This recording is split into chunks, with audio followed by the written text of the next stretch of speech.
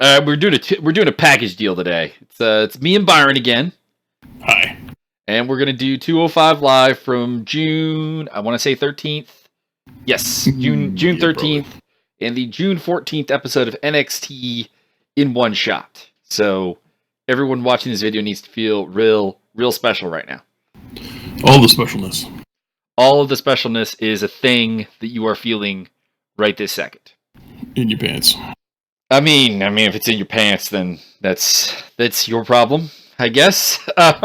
Problem or opportunity? Well, I mean, it's an opportunity for us, problem for them.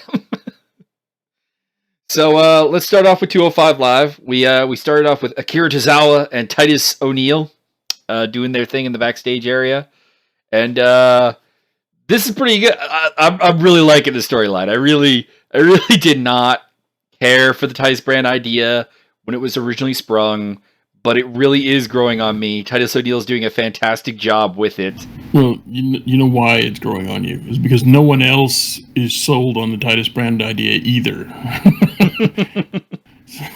Apollo Crews is not sold on Titus brand. Akira Tozawa is not sold on Titus brand.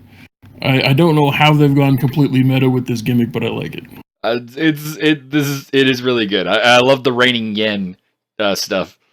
Not so much the cha-ching. I don't know. The cha-ching, it kind of just washes over me. But the Reigning Yen is good. Titus O'Neil's got a set of pipes on him. Perhaps. This was just basically Titus pimping his brand. I got you the main event spot. I got you the front row seats at Raw. All that stuff. So I'm loving the storyline. I really am. But Tozawa is so unsold on Titus brand that it's funny.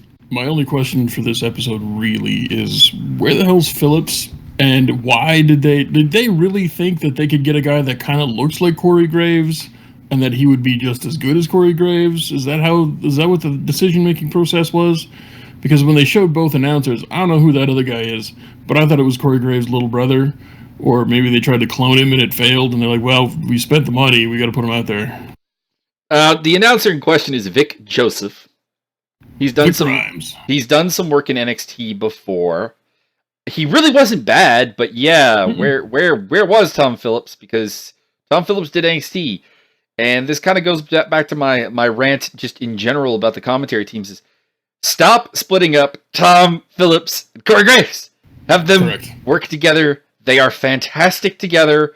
You have no reason not to partner them up with Mauro Ranallo gone. Like that should be the one silver lining of Mauro Ranallo not being there, is that now there is room for Corey Graves and Tom Phillips. Yeah, that's kind of all I really have to say on that particular portion of this episode. Yarp. So then we went to Cedric Alexander versus Daivari. Take it away, Mr. Byron. Honestly, with these two shows, I don't have a ton of notes per match or spot. It didn't seem to me in between 205 and NXT that there was a lot to say about a lot of this stuff.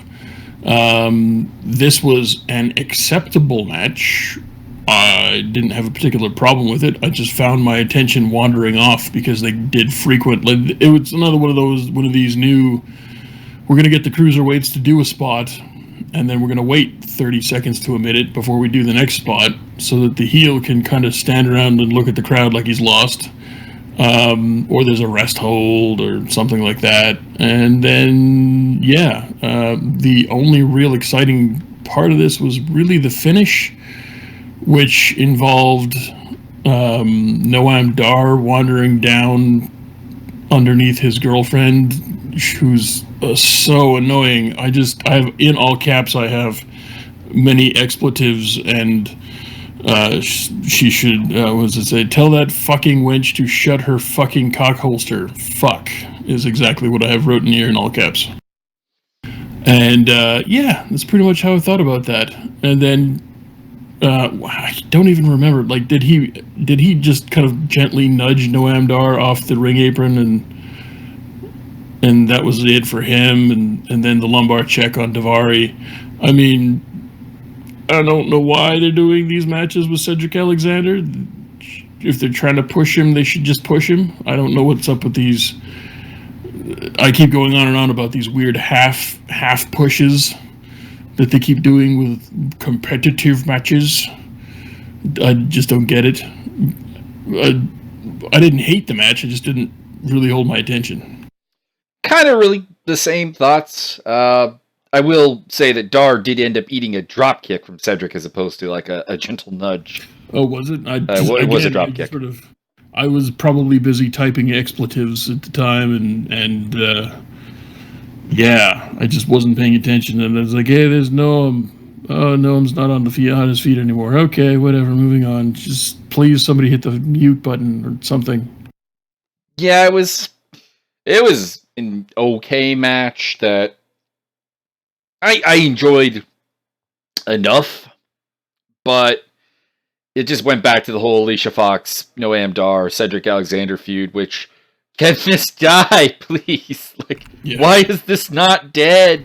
Yeah, I don't understand, because if I understand correctly, we have from multiple singular sources, he's over this. He doesn't want any more part of this.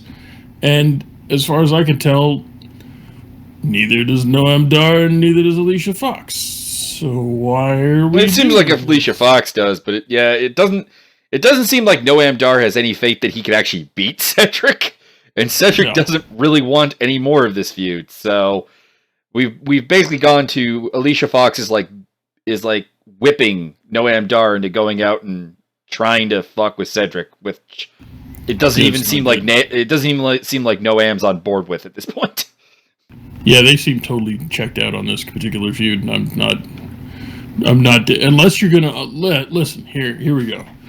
If this is gonna lead to some giant triple cage match of death that I get to watch Cedric Alexander and Noam Dar participate in for 45 minutes. And for the record, we mean cruiserweight. For the record, we mean cruiserweight classic indies Noam Dar, not current Noam Dar. No, yeah. If that's where we're going, I'll sit through this for another week or two. I'm good with that. But as far as I can tell, they're just gonna have some lame ass blow off match on main event or something, and no one cares now, and no one's gonna care then. So let's just drop it and move on. Yep, pretty much agree. Then we had a Money in the Bank package, and then we had promo time with Austin Aries, which I'm fine with because it's Austin frickin' Aries. Lady, come on, gather around, kids. It's promo time with Uncle Aries. Pretty much. The crowd still likes him, so they haven't killed him dead, despite really kind of, in my opinion, not really handling his feud with Neville all that well. That might have been the biggest 205 Live pop I've ever heard. He actually got a chant. It was pretty cool. Yep. Basically, the gist of the promo is that Aries is, he's banged up a little bit. He doesn't really know what the future holds. Neck and knee, I believe, was the stated problems. Yeah. It's a leg thing and a neck thing, I think is the direct quote. Mm-hmm. And then Tony Nese came out to interrupt, which Nese needs some work on the mic. Yeah, that's what I've got written down here, too, is just like, dude's got, like, everything except a personality. The thing is that he does have a personality when he's doing kind of like small stuff. It's when I think this is a classic. They're giving him like a lot of lines to read, and that's why it's not really working. Yeah. As opposed to like he can't deliver. So a little bit less scripting, let him kind of be himself, see what we can figure out. The gist of the promo was I am the future, you get these all the time. Mm-hmm. I am the future of 205, etc., etc. And then Gentleman Jack comes out, and he decides he needs to cut it. Whoa, you're no-selling the testicle spot? Come on, son. I enjoyed the testicle spot, but I was going to let you handle it. Testicle spot OP. And then I liked also following the testicle spot. There was this really good move where Nese gets in his face, and Aries is like, okay, fine, I'll kick your ass. And he undoes like one button on his vest, and then another button on his vest, and then Jack's music hits. And he's like, oh, well, all right, well, never mind, I'll just button him back up. Pretty much. Gentleman Jack comes down. He burns Tony Nese on the mic, which is pretty good. Wicked burn, yes. And then he beats him up with an umbrella. That was awesome. That was great timing. Like, he tossed I can't remember, like, he tossed the umbrella to Ares, and he did a thing and provoked Nice, and then Nice charged at him, and he ducked, and then Ares tossed him back the umbrella smashed him with the umbrella. It was great. They have fantastic chemistry. Therefore, Ares' heel turn confirmed next time he and Jack are in the ring together. I don't necessarily have a problem with that, because Ares as a heel is fantastic. Pretty much. And they could use more, like, top-line heels, because no one really else is working as a top-line heel. Yeah, well, the weird thing is that TJP is totally over as a heel right now. Well, I mean, as of a week ago, he was, and now people are starting to come around. Hey, look, it's one of those. What do you call? I want to say ergonomic. Ergonomic's not correct. Organic. That's what it's an organic face turn. Isn't that amazing? People like it when you have personality, and people like it when you can be identified with, and people like it when you change your mind from being an asshole to being a cool guy. Isn't that great? Fantastic. Let's do that with Roman Reigns. Please, that's not going to work. Okay, so then we had TJP and Rich Swann backstage. You got anything to say on this? I thought Rick Swann did a fantastic job. I just thought he was going to kind of grin and kind of gurgle his way through it, and he delivered his lines fantastically. And I have written down, Swan's got charisma. Where were they hiding this? It's called the booking. Yeah. So, yeah, this was pretty good and kind of starts us on probably the TJP face turn bandwagon. Then we had a promo for Mustafa Ali and Drew Gulak, which we're going to get next week. And then we had the main event, TJP and Tozawa. Your boy Tozawa. Indeed. And this was pretty good. We did get interrupted for a recap of the Kendrick Tozawa street fight right before TJP came out. So I don't really like the timing of that, but whatever. It's good. And we just had a really good match here with a lot of really good chain wrestling. You got Titus watching backstage with interest because, he wants Tozawa in the Titus brand. TJP is working heel. Like, you can see him take a couple of liberties in some of the submission holds. But he's also showing sportsmanship. Like, he gives the clean break and so on. So he's kind of in that inter-between heel and face mode, which, you know what? Those little things I really like. I don't know how many other people like it, but I thought the best spot of the whole match was the reluctant props. Yep. It was like right in the beginning of the match, and they each did a thing, and then TJP just kind of put his hand out, and they bumped knuckles, and like, yeah, okay, fine, great, you did a good job there. Yeah, I thought that he was working the tweener spot really well. Not a lot to say about the match except for like the first couple minutes and the last maybe quarter of the match is really. I thought this was going to be fantastic from bell to bell, and they really lost me in the middle because they just started again. They're doing this move and rest, and spot and rest, and move and rest. Some of them were good, like TJP was working the submission holds really well. I enjoyed the different little things that he was doing that were completely different than anybody else. So we didn't have the rear chin lock for 90 years. That was good. And then right near the end, it started to pick up. There was a Yakuza kick. There was a TJP hit death from above. And then there was the backdrop driver, which I marked out for huge. and then it looks like he's not doing the German suplex anymore. The senton's going to be his finish. His senton is really good, so I'm fine with it. I don't want them to abandon that snap German suplex. That thing's awesome. We'll have to see. I think the senton's kind of his hot thing right now because of the Kendrick match. So yeah. I'm fine with it. Basically Tozawa escapes the knee bar and eventually hits the senton, gets a 3 count, gets a big win, and of course backstage Titus O'Neil is really excited, and it's raining again. And Neville comes in to join him and says that they blew a line in there somewhere. Yeah, Neville says that Tozawa is not on the Neville level, which Titus says is that's a really clever line. Yeah. But he then talks about how Tozawa is the future of 205 Live. So kind of weird that Titus has kind of been going a little bit face, and I'm enjoying it. I think he's only going face in as much as he's out healing the heel, kind of a deal. And in which case you're cheering for the guy that, I mean, at some point people were cheering for him, I guess, and people not so much on Neville. Yeah. Although I would say that Neville's been a bigger face in his career than Titus O'Neil ever has been. But I'm enjoying, like I said, I'm enjoying the Titus brand stuff. We got a good match, although one that they could definitely do a lot better than in TJP versus Tozawa. And we got some interesting stuff with TJP's storyline.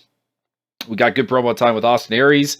So outside of the Cedric Alexander-Daivari match, I enjoyed everything. And that's a pretty good show as a result. The final promo spot was, I could have done with more match, although if they're only going to really wrestle the last quarter of the match and the first 2 minutes of the match, I guess I can do without that too. The end promo for me was kind of the weakest spot of the whole entire card because they're just saying predictable heel face things. And I don't care for that sort of shenanigans. In fairness, that's all you really get out of Titus O'Neil. Like you're not getting anything more complex. I expected more out of Neville. I expected some sort of backhanded compliment into an evil, snarky remark, and it was just kind of like, I am bad, and I am going to win. All right. Yeah, definitely could have been better. I still liked it more than the Cedric Alexander stuff. True. Which is sad, because I like Cedric Alexander. I like Noam Dar. I don't even really have a problem with Alicia Fox. She's just kind of there. I don't really cheer for more of her, but yeah, I mean, the writing of that storyline has buried it to no end. But let's move on to NXT, shall we? Let us shall. In this corner, we have Rob Raisin. I think it was Ryzen. I'm going to say Raisin. I don't care. I'm probably wrong, and I don't care. I'm fine with this. This was a little bit of a weird match because you kind of elevated Drew McIntyre with the Blake match to kind of going back to like proper matches, and he's right back to squashing folks. Yeah, only this wasn't really this wasn't squashy enough. I don't know. On a scale of 1 to butternut, this was probably not so like an acorn squash. Like very small. They only gave Ryzen a super kick, really. I mean, other than that, he did some like wrist lockups and stuff. This qualifies as squash. Let's be real. I suppose. But McIntyre does his thing. Kind of gets to be big man on campus. Quite literally, because they're on a campus. Yarp. My notes for this match include the following: Who is this freak? Talk shit, get kicked. Give him his Drew. Damn it, Phillips. And Yakuza kick. And that's pretty much my notes for the whole match. Yep, pretty much. Not really much to say here. Continues to get McIntyre over as a dominant physical force, but I don't see why they're still at this stage with him. It really feels like something he should have moved on to something. Like this is a guy who was Intercontinental Champion. I believe Intercontinental is either Intercontinental or US Champion. So it's not like probably both. You're really it's not like they really need to repackage him as much as they've been doing. No, we get it. He's 9.5 feet tall. He weighs 500 metric tons, and he can super kick the entirety of Kansas. We understand. Do something. Then we got a bunch of packages. We got the recap of the Ember Moon versus the Aussie Hot Chick Mean Girls. Yeah. I have a note here that says, "Do not require ironic 2 for a replay. Thank you." Pretty much. We're getting Ember Moon versus Peyton Royce next week, so that's fun. And then we've got a Money in the Bank package and an Aleister Black package. And then we move on to the Authors of Pain versus some jobbers. They had names. I think one of them was Dominguez, but for my notes, it's Red and Blue Jobber, and that's really all you're getting. I have AOP/job guys ? And then my very first line is, why job guys? AOP have been wrecking established teams already. This doesn't make any sense. I was fine with it because it was basically a handicap match where Akam did all the work. Yeah, I suppose. I would have been better sold if Ellering and Razar would have just brought out chairs, sat at the top of the ramp, and watched shit go down. That would have been even better, yes. Yeah. The only thing I got out of this is that pump handle Death Valley driver was pretty fucking cool. And then they hit a super soft super collider. I don't know why they're not getting... All you need to do is get both of the guys to sit up straight so you can get a double flat back impact and then powerbomb. But they keep like gently nudging people's tailbones together and then powerbombing. I think it's because they hurt the one jobber team that one time, so they're being like really, really careful with it. Well, get the job guys to do it right. God damn it. You don't want to kill people. But yeah, we got the pin for Akam on the blue jobber.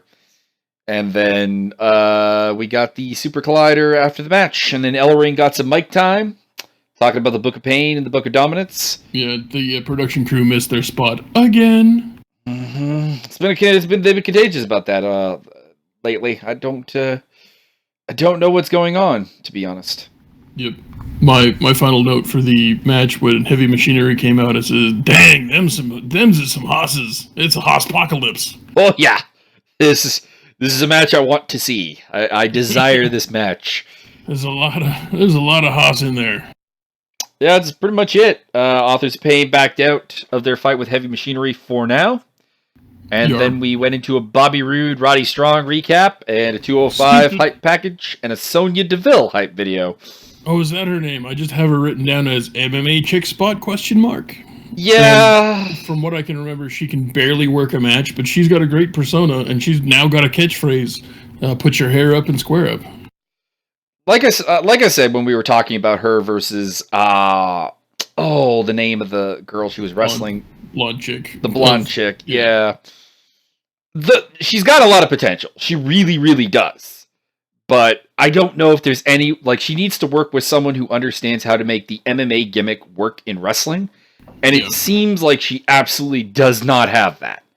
Like, it just doesn't. Like, for example, I'm gonna let people in a little secret. I already did this rant, but I'm gonna bring it up again in very short term.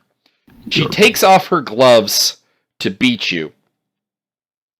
The gloves are there to protect your hands in MMA. It does not lessen the power you punch with by any significant margin to wear MMA gloves. Not like a boxing glove. Like people have been like used to this idea that and even boxing gloves. Like seriously, put a boxing glove on and punch. You're really not punching that much lighter. But admittedly, okay, there's some padding there. But like with an MMA glove, there is not enough padding to make a difference. Nope. Like the difference between punching with an MMA glove on and going like bare knuckle boxing is not you knock the guy out faster, but you break your hand faster. Like that's how that works. You may cut your opponent more frequently, and you may break your hand more frequently, but you ain't hitting any harder. Yeah, not really. So that's kind of really all there is to that. And then we had Raul Mendoza versus the Velveteen Dream. Is that who that is? I have Velveteen Rabbit / Job Guy again. Well, Raul Mendoza is a bit more than a job guy. He was in the Cruiserweight Classic. He is actually a pretty good wrestler. But he did have the best moves in the match. I will grant you that. Yeah. He looked nervous at the start of the match, kind of oddly, because I don't think that this is his NXT debut. Like, I'm pretty certain he's had a couple of other, like, mostly enhancement style matches before. And of course, he was in the Cruiserweight Classic.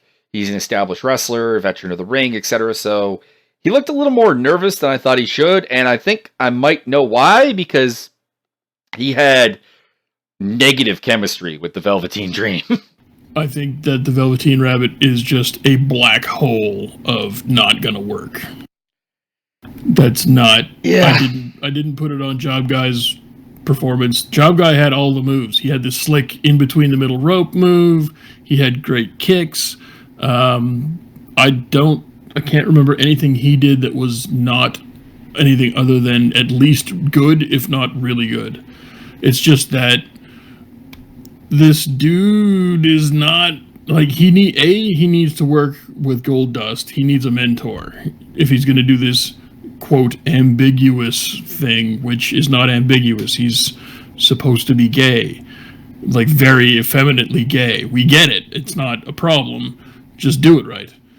The thing about the gimmick is that the ambiguous to gay gimmick has worked with exactly one person. Yeah. Dustin Runnels. Everyone else who has tried it, be it Orlando Jordan, and he's like legitimately bisexual. Yeah, I know. Orlando Jordan is legitimately bisexual. Like, the gimmick, it wasn't even really a gimmick with him. It was the truth. Yeah, we did not buy it. We didn't buy it for Billy and Chuck. We didn't buy it for Prince IK as repackaged back in WCW. Didn't they try it with one of the 3 count guys? Yeah, they tried it with Sugar Shane Helms. There you go. Didn't buy it. And we don't buy it here. It's not working. Also, why are they making him put competitive in quotes here? I'm not sure why they have this guy working competitive matches when they spent 2 months hyping up his debut. Yeah, I don't, give him some squash matches or something. Not against Raul Mendoza, to be clear. Like, Mendoza's a bit, like, Mendoza is not roster per se, but he's the high quality job guy. Like, you should have him working with, hell, Drew McIntyre. That would go well. But yeah. It just, he leaves me with the impression that when he does a move, any move, or any larger spot, he's looking around. You'll see him just kind of glance around really quick. Not at his opponent, not at the ref. He's just kind of glancing around. It's like he's waiting for a coach to say, good job, do it again. Or, good job, let's work on something else. He's not convincing me that he's anything other than just a trainee with... Which is what he is, like, somebody, to be clear. His time in the business is incredibly limited. Yeah, but I mean, why did they do this giant hype thing around him, and when they know he's not going to produce, they spent at least 2 months making hype packages. You got to pay production people to do that. And honestly, they did it all wrong because I thought they were debuting another female character. In no way, shape, or form did they convince me that this was anything other than a female character. And when Awkward McAwkward guy shows up and his weave's fallen out, and the one thing I'll give him props on one thing in this match. He did a great thing when his weird spangly fro band was falling out and he looked like a poodle that had been hit by an ice cream truck. He did pull it off, and then he taunted Job Guy with it. That's a good move. Like, that's an instinct that you can't really teach. That's some improvisational stuff that you can't just go, oh, by the way, when this happens, do this. So that's a great instinct, and maybe there is something here, but he needs another 5 to 7 years of something because that guy needs so much polishing. It's unbelievable. Yeah, like, I want Patrick Clark to succeed. He was on the Tough Enough thing, which I did watch, and he was one of my favorite guys. He was probably my second favorite guy on that, with Mata, the big Egyptian dude, who I can't believe they didn't see money in him. He was like, I know you didn't watch it. You didn't watch the Tough Enough thing, right? Did not. To be clear, like, Mata was this, like, big, angry Egyptian former basketball player, and he had, like, great facial expressions, great intensity. Like, his promos, like, there are guys who've been in the business for 10 years that did not have this guy's natural ability to just work his face on his promos. Like, you give him the Jinder Mahal kind of anti-American gimmick, it would be 30 times better. Like, he was really good, like, and he was really athletic. I don't know if he was any good at wrestling, because during Tough Enough, you saw very little wrestling, ironically, because it was assumed that all of these guys were, like, really green, and as a result, like, none of them were wrestlers. They were, like, random people that were brought in. So the emphasis was on, like, their promos, their personality, and he was really good. He was my favorite, but Patrick Clark was my second favorite. Seemed like a legit fan of the sport, really athletic, really young, but he is very green, and they gave him a lot of push here, and it's not working. I don't think he's ready, and B, I don't think this character works. I'm sorry. Only Dustin Runnels has ever pulled something like this off. Which makes you just appreciate how damn good Goldust is. Yeah. Mada Abdelhamid was released back in January. Mm-hmm. Yeah, I remember reading that he was released, which was stunning because he was a big dude too. It's like he checked all of the boxes, and I don't know what happened there. But anyways, that was the match. He won with the elbow drop again. I did like the. It's not good. I did like the cartwheel DVD. That was kind of cool. It's a good idea. Just doesn't have any impact, so I'm not sold on it being. No! I don't want him as a finisher. I kind of like it as like a setup type deal. Like you do that and then hit like a leg drop. That'd be kind of neat. Yeah, that's not a problem. I just I don't understand. We got a quick recap of what happened between Hideo Itami, Oni Lorcan, and Cassius Ohno. And then we got a Cassius Ohno promo where he said, basically the gist of it, Hidami is not a bad guy. He's just frustrated, and Ohno regrets having shoved him. And Ohno wants to set a good example, so he went to William Regal and asked for a match, and he got Aleister Black next week. Be still my palpitating heart. Oh, God. Hero versus Tommy End? Yes. I'm down. Yes. Very down. Very down with this idea. Somebody go get hit real hard, doo-dah. Mm-hmm. Then we got a John Cena package, and then an Ember Moon package. And then we moved on to really the reason to watch this show, which was Asuka versus Nikki Cross versus Ruby Riott. Take it away, my co-host. I don't want to. Yes, you do. Okay, a little bit. Again, I don't have a ton of notes. It was just, this was a good match to watch. I especially love the commercial breaks on your streamed fucking main event. Yeah. I don't want idiots. Yeah. You absolute morons. Triple threat elimination women's match, and it's the hottest feud in your entire federation? Is NXT a federation? Developmental territory, we'll go with. It's the hottest feud in your entire territory. And you break for commercial twice. Yeah, guess what? You're not on a TV channel. You don't have to do that, you idiots. Like, you could run those commercials anytime during... Like, they could run them in a little tiny box in the bottom right hand of the screen. You could just like, NXT, Money in the Bank. Like, we know. Again, Mia said this, I've said this. We know these things are happening, you idiots. We're tuning into something that means, by definition, we are more committed than the average person to watching your programming. We're aware you have a pay-per-view coming up. Pretty aware. Actually, I was less angry about even the pay-per-view stuff and more that they ran a WWE shop commercial during this match. Well, that too, and just don't understand. And I have another note later on about more commercials. Yay! Mm-hmm. I marked out huge when Nikki Cross hit the lightning spiral, and then I marked out huge when, I can't remember who it was. I think it was it Ruby Riott hit the backdrop driver? It was Ruby Riott who hit the backdrop driver, yes. Oh, 2 backdrop drivers in 1 week. Oh, goddamn. I don't know what to do with myself. But yeah, the lightning spiral was awesome. The elevated 360 DDT or whatever. What the heck that was? Spinning neck breaker. Was it a neck breaker? I thought it was a DDT. It's a neck breaker. Yeah, same thing. I thought that move was pretty cool. I was really surprised that Ruby went out first, but then I remembered she's the newest one to the roster, so I understand. And then it was just kind of really good match until they played more goddamn fucking commercials on their, streamed over the internet programming. Here's a proposition.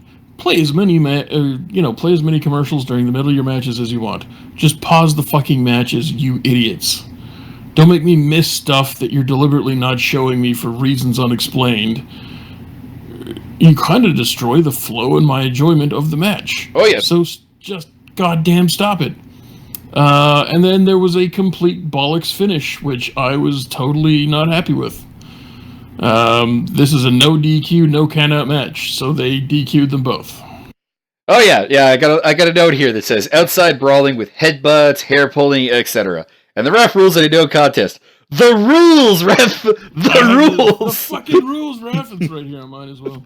Mine says no contest, but no countouts, no DQ. It's a no countout match. It's a no countout match. Yeah. I mean, the thing is, okay, when they got outside the building, I could have accepted it then because you've left the property. Like, it has at that point. Okay, fine. It's out of hand. You can't really officiate it. Fine. But as soon as they went backstage is when they called it a no contest. And I'm like, at least let them get out of the building. Like, what the hell? Yeah. No, you know what I would have done? I would have done exactly 100% the same match in exactly the 100% the same order. And then when Nikki Cross does the thing at the end, then it's a no contest. Because nobody can continue. And that's fine. But you don't DQ people in a no DQ match, you moron. Yeah, they kind of have developed this fascination with throwing matches out lately. We saw it with, of course, the multi-women's match on SmackDown, of course, that led to the Money in the Bank. Yeah. We've seen it a couple of times since then where, like, where the match hasn't even, like, it's like, why? I don't get it. I also would have had less brawling. Like, the brawl was almost as long as the match, the match portion between Nikki and Asuka, to be clear, like, after the Ruby Riott elimination. I wanted, give me more wrestling, then do the thing off the top of the barricade by the tech stuff, and then you can have the same ending. And it's so much better at that point. And just going over a couple of things that you didn't go over. I did enjoy. Honestly, I was just enjoying the match. That's pretty much what I was doing. I really enjoyed Nikki Cross doing the right to the eyes and then going for the rope-assisted spinning neck breaker thing that she eliminated Ruby Riott with, but Asuka being able to escape out to the apron, which led us to the outside, and Ruby Riott. No, she's out of the match at this point. Nikki Cross eats a hip attack from the apron to the floor, which I wrote, Taguchi approves. Taguchi all the way approves. This is fantastic. The other thing I really liked was when Ruby caught the kick. So call back to their previous triple threat match. She had that scouted, so they're showing that their faces aren't totally retarded. It's good. Which is good. Which is good. Positive. We will get more Nikki Cross and Asuka, I suppose, which I guess is the good thing about this, because I would really prefer one of these ladies to be the ones to beat Asuka, not Ember Moon, but I feel like it's going to be Ember Moon. Like, I like Ember Moon, but I prefer these two ladies over her. I think I think they are better. Absolutely. I would definitely have I think I like Ruby Riott slightly more. Well, I mean, not on a heel face type scenario, but I think Ruby Riott is a better wrestler than Nikki Cross. I almost said Nikki Storm. That's her old gimmick. But if you're gonna have somebody dethrone the winningest champion of all time, it better be the psychotic Scots woman. Because she's an unstoppable. You play her up. She's an unstoppable psychotic monster. You just can't stop her. That's the end of the story. And then eventually she just comes out on top. And then you can move Asuka up to main event or main roster status and have her feud with Charlotte Flair and break all kinds of records. But or have her go out there and one kick Bayley, because God knows you haven't buried Bayley enough. Yeah, exactly. Just like super soft face punch Bayley. Also, just to go on that is you had Bayley have this great match with Asuka back when. So by having Bayley be by having Bayley be as terrible as she has been on the main roster, you are actually inadvertently burying like the people she feuded with on NXT, like Asuka and like Sasha Banks. Literally the entire female roster of NXT, because Bayley beat them all except for Asuka. Because it's like She was so unable to deal with Alexa Bliss, but she had a great match with Asuka, and she beat Sasha Banks. Way to completely bury everything. And again, it's not that Bayley lost. I would have had her win, but it's not that she lost. It's the manner in which she lost. It was it's bad. It's bad. Yeah. Just as a note, I think we had a UFC chant going when the two girls were brawling on the outside, which didn't make a lot of sense because that's not UFC. But okay. Yeah. Oh, also during the TJP Tozawa match, there was a CM Punk chant, which is, if you're not familiar, it's WWE fans' way of being complete colossal cockheads and trying to take over a match for themselves. Yeah, pretty much. It quickly turned around and turned into a Corey Graves chant. Better. So I enjoyed the fact that the marks were not just marks for themselves. Yeah, the CM Punk chant outside of Chicago really needs to die. Or actually, I would have no problem with it being chanted at like the McMahons, like if Shane, or Stephanie or Triple H being the honorary McMahon he is. Yeah, I'm just saying you could chant it at the family, but don't chant it when two wrestlers are trying to work their stuff. It's not their fault that the WWE fucked CM Punk. So don't take it out on them. Like that's my correct. thing. You can chant anything you want when Stephanie McMahon is out there cutting an hour-long promo. In fact, I encourage it. Yes. For example, I would like to say you could start using Chris Jericho's various disses of her over the course of time to chant at her. Trash bag ho. Yeah. Trash bag ho. I would be done. I would be down with that. You know what? Or fake tits. That would work too. Yep. Anything you can chant at Roman Reigns, just substitute that right in there and substitute and start chanting at Stephanie McMahon. But yeah, chanting at Akira Tozawa and TJP, no. Nope. Not acceptable. Not the CM Punk chant. You can chant. Not the CM Punk. Yes. Nope. Chant for Graves all night. I don't care. Mm-hmm. So this feud will continue, which is it's not a bad thing, but yeah, I just would have been more wrestling, less brawling. You know what I want? I want a Falls Count Anywhere match for the title, and then have the title change hands. I'm down with it. Oh, and the only other thing I would like to mention is when they were setting up for the eventual ending spot off of the barricade, there was one tech guy who completely no-sold it, and I was laughing at that. Like he was just focusing on his job. Like he doesn't care that these two women are trying to throw each other off of the barricade right next to him. He's got a job to do. He's going to do that job, damn it. Nerds. So I enjoyed that. On the other hand, I also I don't know why they bothered to do it on the tech part, because you have other barricades. And by doing it there, you kind of made it seem like, again, I know wrestling is fake, but I'm here for the suspension of reality for a moment. The suspension of disbelief. When you have tech guys just trying to do their job while two very attractive ladies are trying to throw them off of a wall next to them, it does ruin it a little bit. At some point, it's like... Perhaps. And also, the referee's not at all trying to physically stop them was another thing that... Like, call security, you dumbasses, and get them broken up. Like, they're two relatively... Like, they're not particularly small women, but they're women. Your security should be able to pull them apart and not have this happen. I'm not going anywhere near Nikki Cross. She probably bites. I would say that she definitely bites. Yeah. Although I think I did get through this entire recap without calling her Nikki Shields, so that's a win. Nice. Was that another one of her old gimmicks? No, Nikki Shields is the female race interview girl for Eurosport. So I'll be watching a race and be like, and we go down to Nikki Shields in the pit lane. So every time and they sound kind of the same. Possibly, I should look them up. Maybe they actually come from the same general area. Maybe that's the thing. But yes. Yeah. So I've done that. I think on every review where we've talked about a Nikki Cross match, I've called her Nikki Shields at some point. So I didn't do it this time. Yeah. Well done, sir. Well done. So that's all for 205 Live and NXT. Hope you enjoyed. And do you have anything to say to the people, Aaron? No, they're horrible.